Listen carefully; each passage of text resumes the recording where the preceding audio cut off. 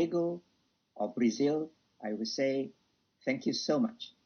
So now we go on to slide number 2.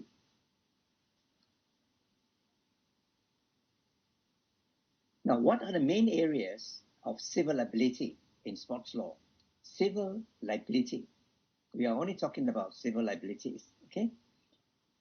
You can have various claims by the athletes for injuries, right? Now, terms of contract is usually between the players and the employers. Who are the employers? The employers can be national clubs. It can also be the countries. If the players are national representative of a particular country.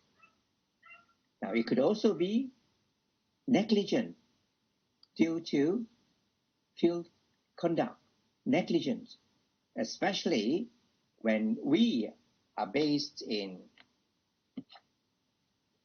Vancouver.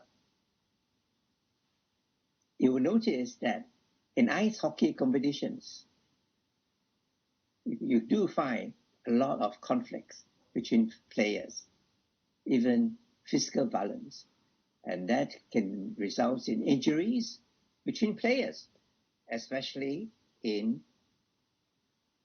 team events such as ice hockey. I would say it is on a very minimum level for games like cricket. Right now, the test game is going on in England for cricket. Slide number 3.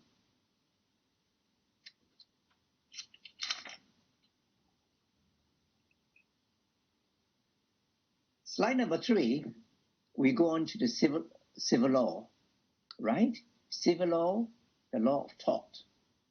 Negligence. Negligence, the standard that is familiar to me will be common law. For any negligence, the first thing that we have to remember as future sports lawyer or commercial lawyers is there a duty of care. Then we also have to understand whether the club or the association, whether there is reasonable care taken to avoid injury to person or to property. And especially in sports law, we have to establish facts, circumstances to give rise to a case that you can bring under the duty of care and the breach of that duty of care. So, in a nutshell, these are the criteria for negligence, which is based on the common law tort. Next, please.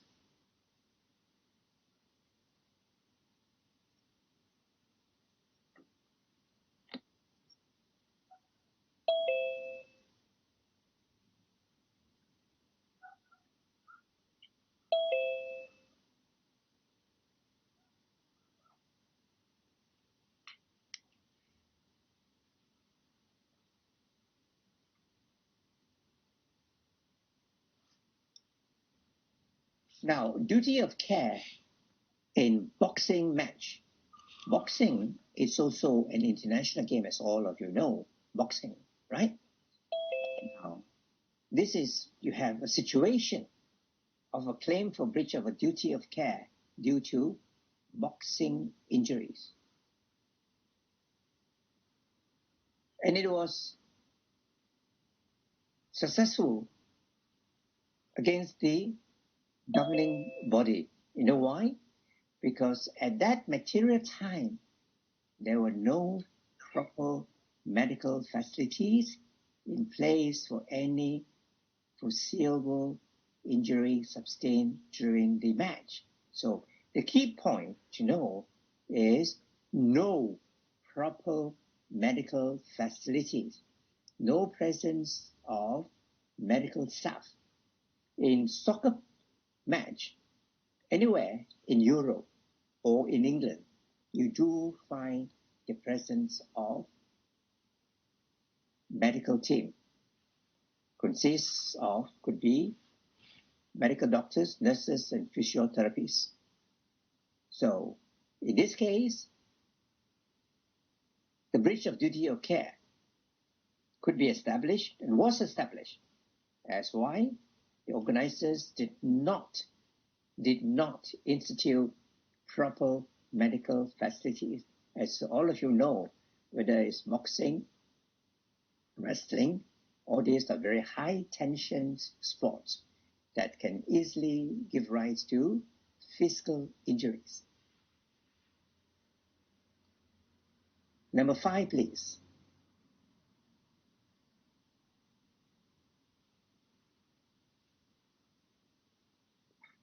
Now, this is interesting.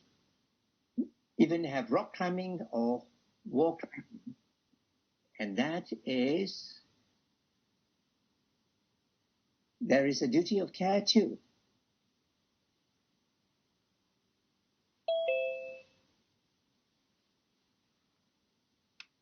In this case here, the organizers were trying to rebut, saying that the climber was not incompetent or did not have adequate facilities. However, the climber sustained injuries and successfully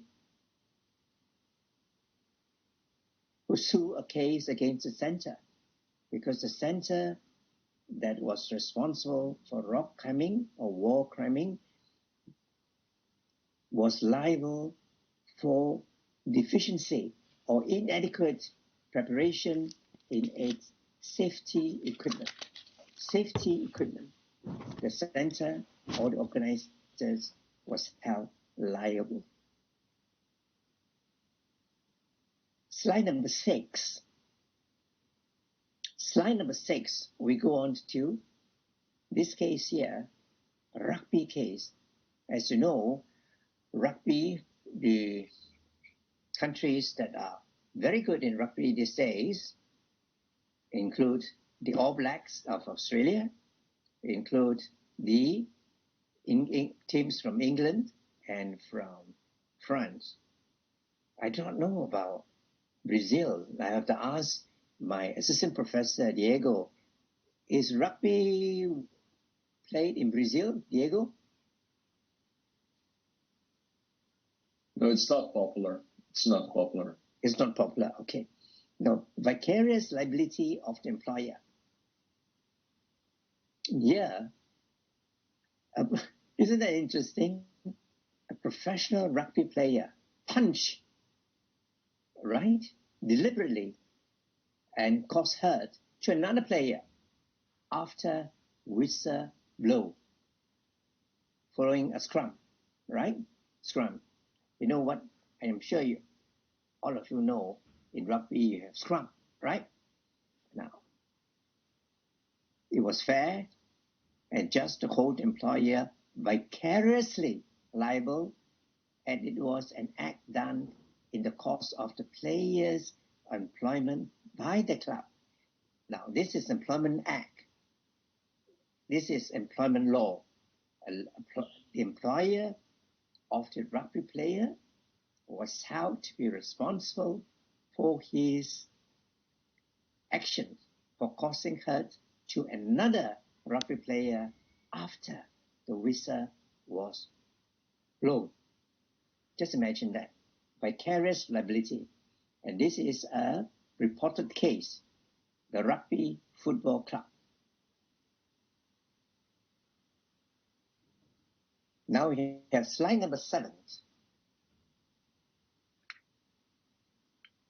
Now we talk about vicarious liability, right? Now vicarious liability can arise even sports at a non-professional level, amateurs, right?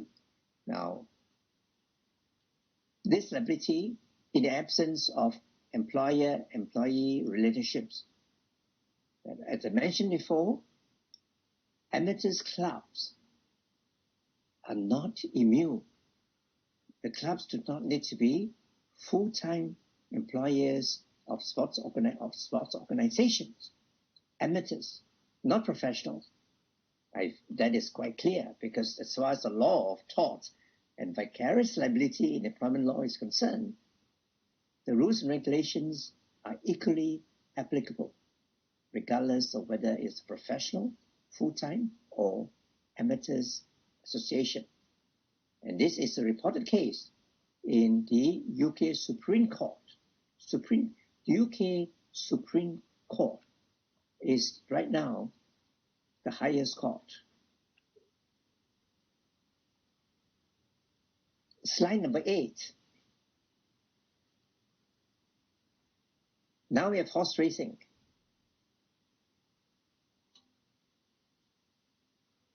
How about liability to spectators?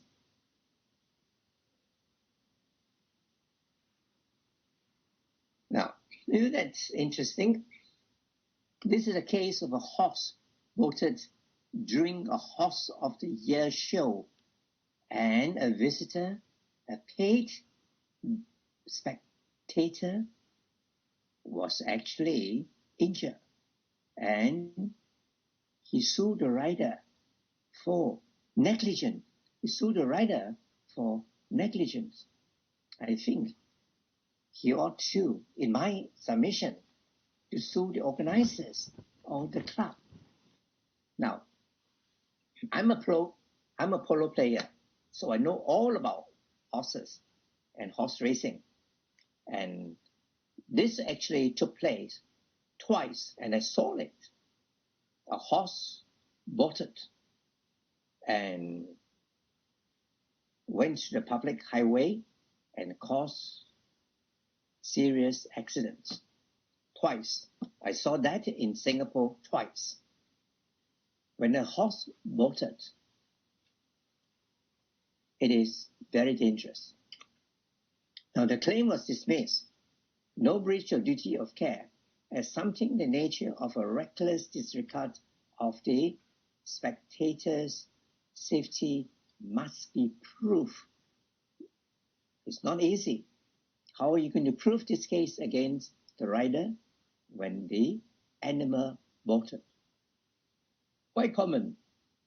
When a horse bolted, even you are a professional rider or a professional polo player, usually, you know what do?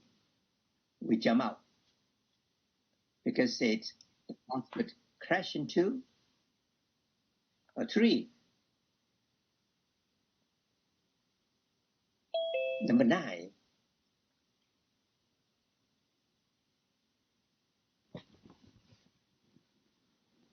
Now, there can be acceptance of dangers, risk factors by the spectators if you are visitors, right? Why? Because some voluntary or active spectators have to accept some hazards, some dangers, some risks that are incidentals, part of the games, inherent in the games. Now, here, a claimant has no claim in respect of injury. Why? Because he dived into a shallow lake, or a tennis ball accidentally thrown by a player in the course of a game and injure visitors, official, or spectators. So you have to have some acceptance of such dangers, such risks, such hazards, if you are a visitor or a spectator. Now, slide number 10, please. How about injuries to people passing by? Because in a cricket game, you have people who are paid spectators, or you have people passing by. Now, In this case here, it is a cricket game. It's injuries to passers-by and third parties, and they may not be paid spectators. Right? In this case here, it's something that happened in 3 decades. I will mention this, and later on, I will ask my teaching assistants to give us his review of this case law. Now, this is the risk of injury and damage. The ball was hit out of the cricket ground, and the dangers or the risk factor here, I would say, is considered as very negligible. And this happened 6 times in 30 years. Therefore, not unreasonable for cricketers to ignore such risks, such dangers. Now, I asked my teaching assistant, Saket, to review this case and for him to give his personal opinion. So, slide number 11. Now, this is the ice hockey game. Ice hockey game, as you know, is full of physical contact, full of physical fights, full of physical tensions, especially among players. Now, let's talk about the recovery by spectators, paid spectators.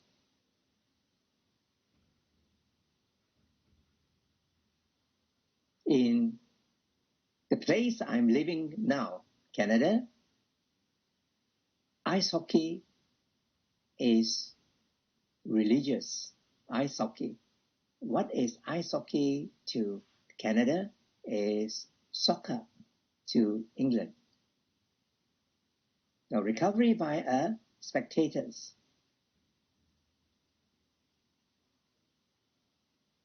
Yeah, it was quite successful because the injury sustained by a paid person was not due to an ordinary incident of the game, but as a result of a physical contact,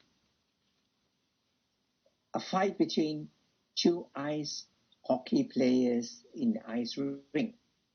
Right? This is actually a reported case in Dominion Law Report. This is a Canadian law report. Physical fights among hockey players in an ongoing game is something quite normal. So in this case here, there was injuries, and there was successful recovery that was not due to the lack of safety factors in the stadium. It was a result of fight between 2 players. Now, slide number 12.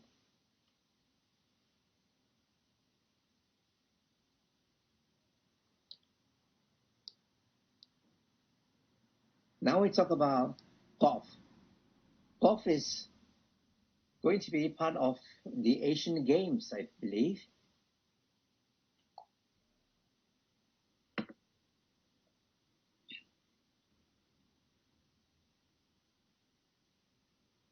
Yeah, this is part of the risk, part of the sports hazard. Now, the liability of the players among themselves.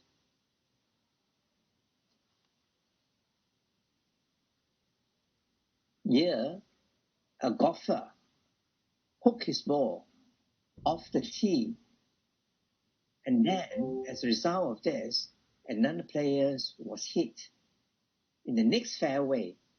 For golf players, I used to play golf previously, so I do know the games reasonably well. It was held that the risk of injury would be so small. It is impossible to have an action. When they hit the ball, especially when you are not a very good golfer, you saw instead of hitting right into the fairway, you hit and swing, and the ball went into another fairway. And as a result of this, another golfer was injured. And I think the decision was quite clear. A reasonable person would have been justified in ignoring such factor. So in this case here, rightly decided, no recovery. Slide number 13, please.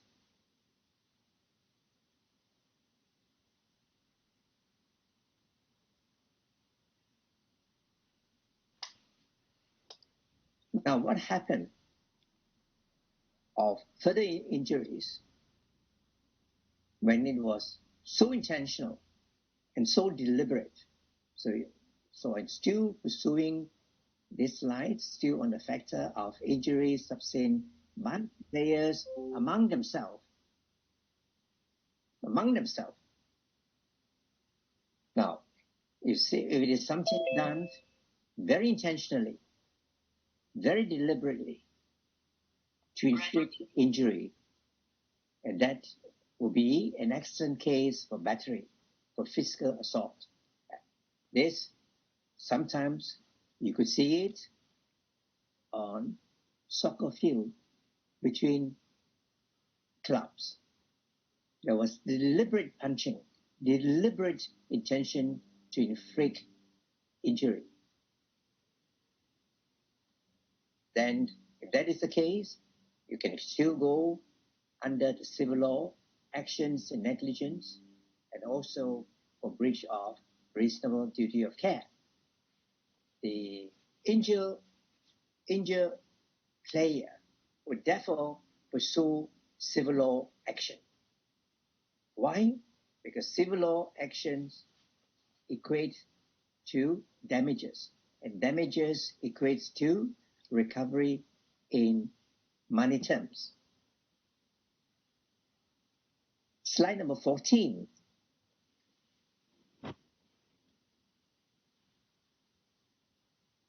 Now we talk about further injuries.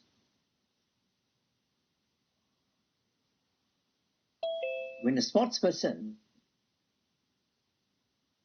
it is quite clear from his or her participation in certain sports, right, that person has to accept some inherent dangers, inherent risks in that particular sport. Now, competitors' acceptance of incidents of a particular sport, when that particular sport do have extreme physical endeavor. Now, here it was a water skier, and he failed in his claim against the boat driver for injuries due to a collision with an object without prior warning. That is quite strange because skiing, usually in open sea, and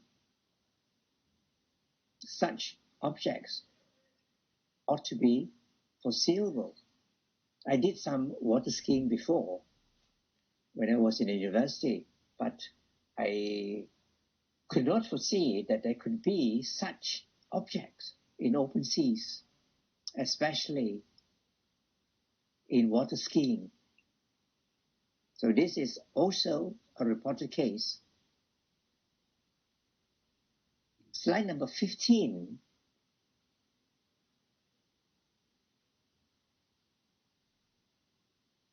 Now, there are rules and regulations. There are safety standards imposed by professional bodies. They provide a written guide to the standard of reasonableness. But sometimes, some games some sports require disproportional conduct to establish liabilities, which is not easy, especially in sports with high physical contacts, such as boxing, such as ice hockey.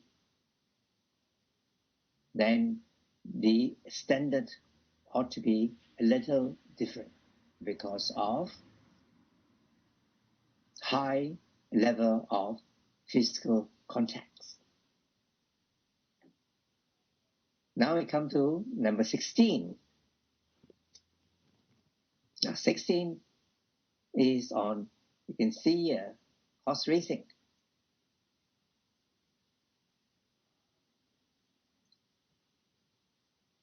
Now, scope of duty of care by a competitor.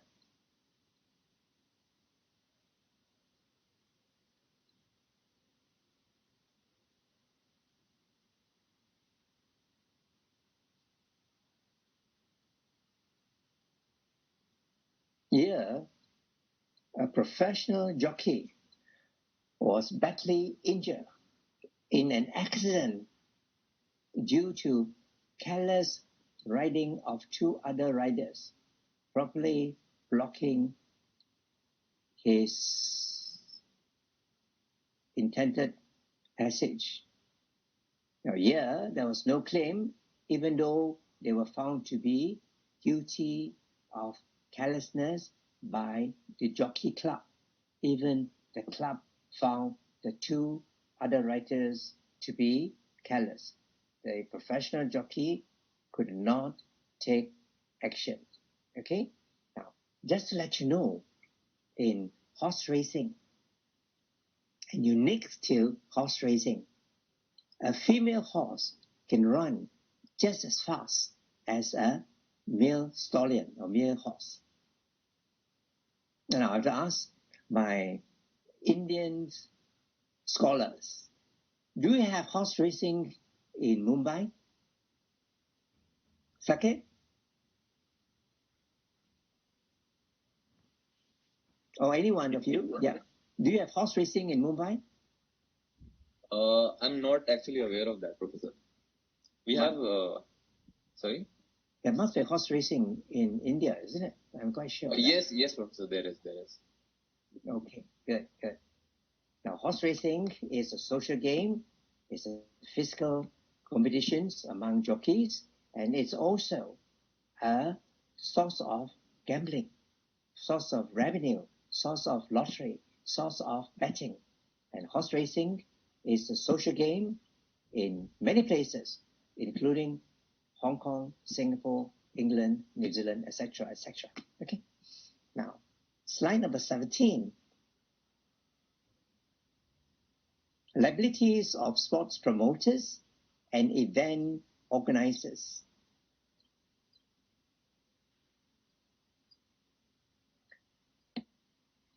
As operators of sports stadiums, the promoters or the organizers of any sports event in a sports stadium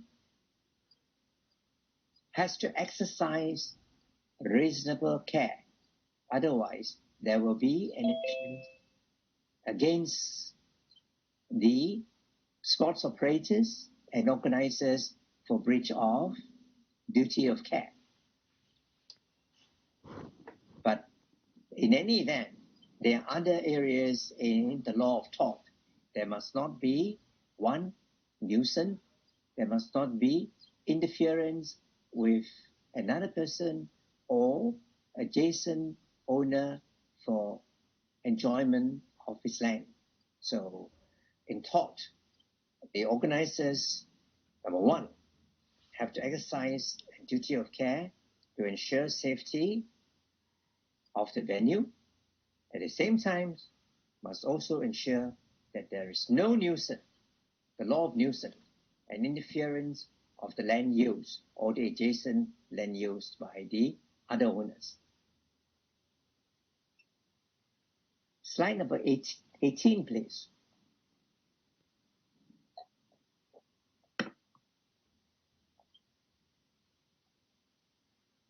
It's just to let you know that on the 29th of July, there will be a sports law workshop, right? The sports law workshop is not a lecture. It is participation by people associated with the sporting world. In fact, this seminar and this workshop is part of the sport law course agreed by your university and me. All right? It is part of the course, but not a lecture. It is a workshop and seminar on the 29th of July. I will send you to notice later. Now here, liabilities can stretch to as far as coaches, referees, and even the supervisors.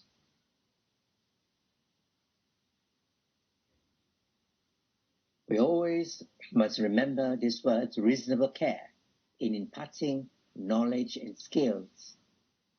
Even a school could be held for injuries, right? If there is injuries to a player, in this case here, like an overage boy in a rugby match. Overage boy must be someone physically stronger than a normal student. And here, the school was held to be liable. Why?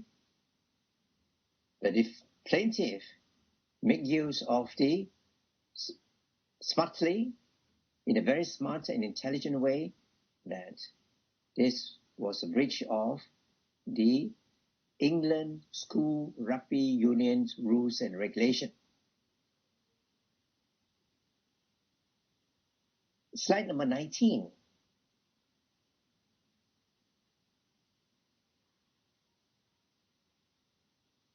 Now, we will further elaborate on coaches' liabilities in specific sports. Now, water skiing. Water skiing is a high-risk game. Here, the owner of a motorboat was liable for injuries caused to a novice. Weightlifting too. There was failure to supervise lifting of heavy weight, and that resulted in back injuries. Diving. In that case I mentioned earlier, neck broken while diving into a shallow pool. In fact, for diving, I do know that there were some divers that were paralyzed as a result of diving incidents in proper pool. So all these were specific sports and games, and they are what I call high-risk games, especially water skiing and diving. Next slide, please, 20. Now, this is a Canadian case. Parents, right? In competitions, situations of parents' rights too, or the standard of care, the standard of safety imposed on the coaches are equal to that of parental care. Parental care. So the standard is quite high. So this is the case in Canada. Now the courts have equated, put it on the same level, that the duty of a teacher in a school, an instructor of any particular game in the school, and the standard of care is the same as a parent. Now here, there were serious injuries resulting from poor supervision of a gymnastic class. And if this, I asked my teaching assistant Pierre to give a review of this case. It's a gymnastic case. Pierre, are you? And this case reached the Supreme Court of Canada. Just to let you know, the Supreme Court of Canada is the highest court and used to be the Privy Council, right? Or the House of Lords in England. Supreme Court of Canada is the highest court in the whole of Canada for both federal as well as provincial matters. Thank you so much. Very well done, Pierre. Thank you so much, Professor. Very well done. Now we come to slide 21. Now, how about children? Are they special? Special positions of children.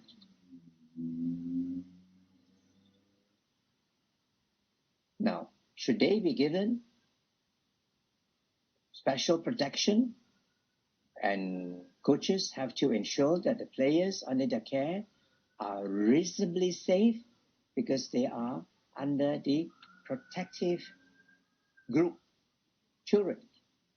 Now, the standards of instruction and warnings were found to be appropriate in a golfing, even in a golfing class.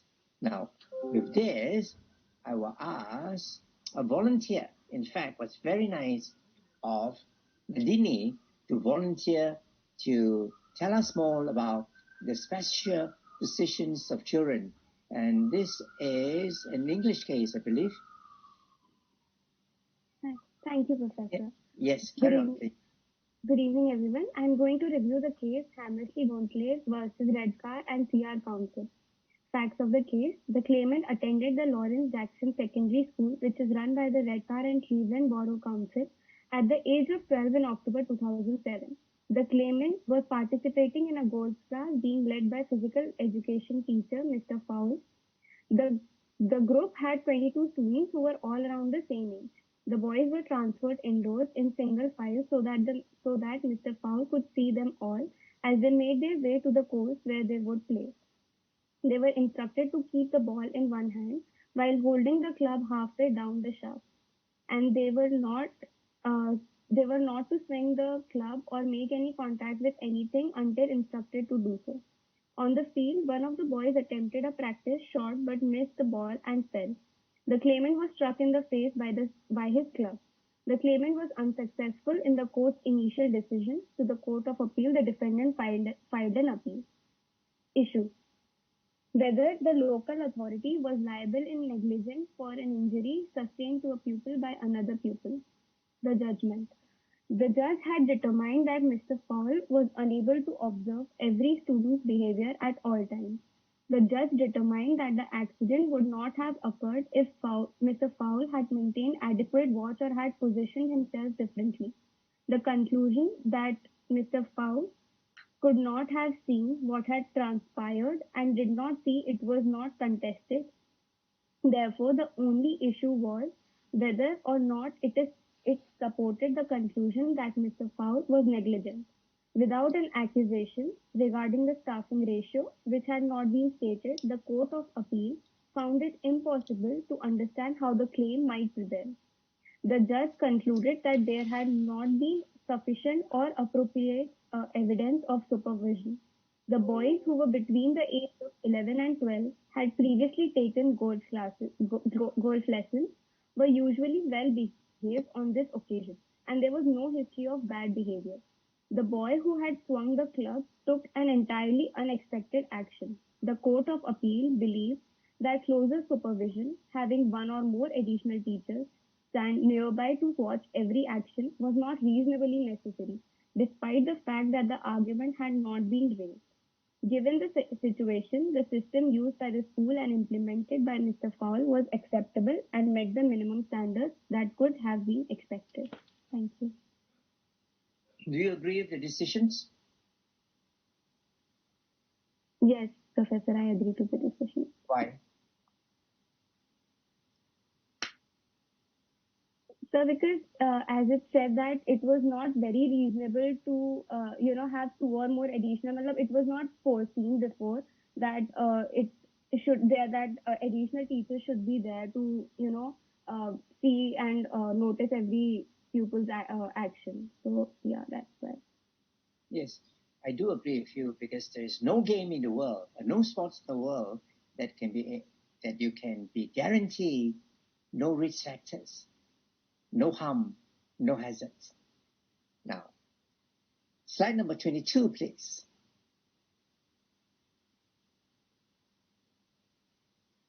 Then we come to liability of governing bodies.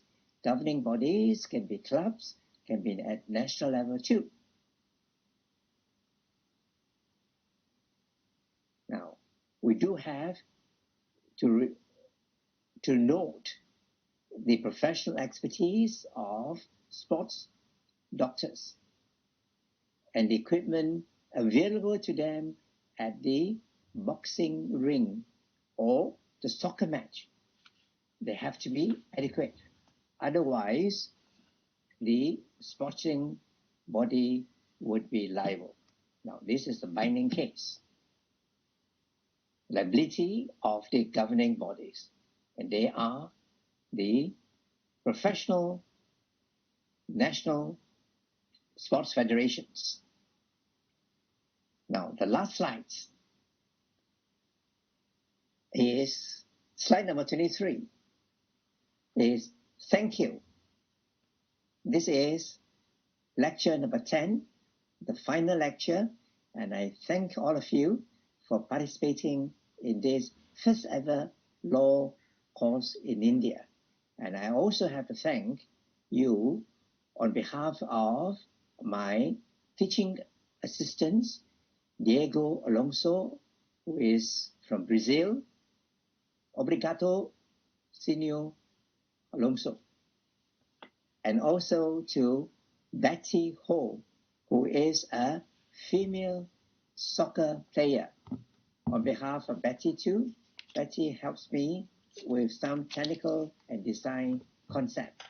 On behalf of these two persons, I say thank you very much, and do not forget there is going to be a sports workshop, sports seminar on the 29th of July, and this is specially organized at the request of your university. So thank you very much, everyone, and have a nice evening. And I don't know what is the times in Brazil. Is it morning or at night? I don't know. So thank you, everyone. Brazil is noon. Okay, thank you so much. Thank you so much. And I will see all of you on the 29th of July for the sports workshop, sports seminar. Thank you so much. And good night to all the students in India. Thank you, Professor. Thank you, everybody. Thank you, Betty. Have a good night.